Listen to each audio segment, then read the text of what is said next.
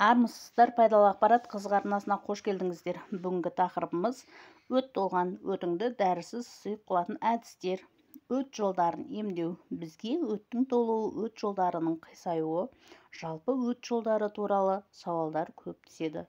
Көпшілік өт жолдарын үй жағдайында қауіпсіз әрі зиянсыз емдеу тәсілдерін білгісі келеді. Біз сауал иелеріне тиімді рецепттер жинақтауға уәде еткен болатынбыз. Бірінші тәсіл – балды емделуге қолдану. Балды әсіресе бауыры және өт жолы ауыратын адамдар көбірек пайдаланады. Оны белгілі бір мөлшерде ақ ірімшікке, сәбізге, лимон шырынына қосып жеген дұрыс. Кейде тұрыптың ішін үңгіп, оған балды толтырып қойып, 3-4 сағаттан соң дайын болған шырынды өт жолы ауыратын ересек адамға ас қаспен, ал балаға шай қасықпен күніне 2-3 рет беру керек. Мұндай әдіс өт жолы мен бүйрекке құм, тас жиналудан сақтайды.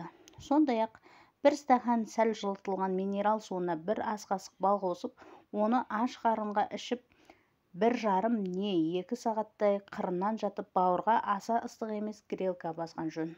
Сонда бауырда жиналып қалған өттің асқазанға қарай ағып өтіп, бауырдың жеңілдеуіне әсер етеді. Балды үккіштен өткізілген сәбізден қосып, банкіге салып, біраз уақыт қойса, әбден еріп, сәбіздің шырынына қосылып, тосап сияқты өте тәтті тағам болады. Оны әсіресе бауыры өт жолы ауыратындар ем ретінде пайдаланса, шипалық қасиеті мол. Бал қосылған сәбіздің құрамында каротин деп аталатын дәруменді зат жақсы сақталады. Балды лимонға қосып сақтаса, бүйрегі, бауыры өт жолы ауыратындарға өте пайдалы. Үстіне шекер сеуіп, буға пісірілген пияз, бауыр мен өт жолдары ауруларына ем болады. Пияздың тұқымын суға қайнатып ішсеңіз, бүйрек ауруларына дауа.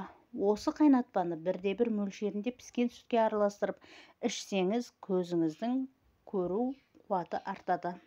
Жалбызды өт бөлінуінің бұзылыстарында, өттің және өт жолының қабынуында, сонымен қатар өттегі тас аурулары мен сары ауруда, ісінділерде, асқазан шаншуларында, ас қорыту және жүйке жүйесінің жұмысындағы бұзылыстарда, ұйқысыздықта, бас сақинасында, неврологияда, жүйке тырысуында және етеккір кезеңінің бұзылыстарында қолданады. Оны қосымша ретінде салатта, кондитер өндірісінде, сусындар, арақтар мен ликерлар өндірісінде, сонымен қатар қош иістендірілген сірке суын қуырылған етті және зелс дайындауға қолданады.